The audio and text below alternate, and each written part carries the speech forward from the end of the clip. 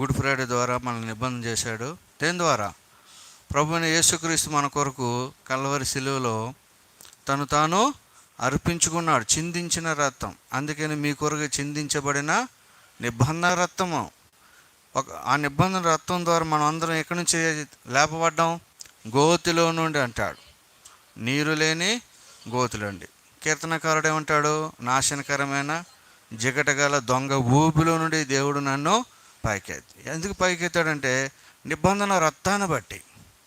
నీవు నేను కూడా పాపములు బట్టి, అపరాధములు బట్టి, దోషములను బట్టి మనమందరం కూడా నీరు లేని గోతులో, ఆ నాశనకరమైన గోతులో, జిగటగల దొంగ ఊబిలో మరణంతో నిబంధన చేసుకున్న మనలను, దేవుడికి దూరస్తున్న మనలను ప్రభువైన యేసుక్రీస్తు యొక్క శిలువ కార్యం ద్వారా, మన శిక్ష కల్వరి శిలువలో ఆయన భరించడం ద్వారా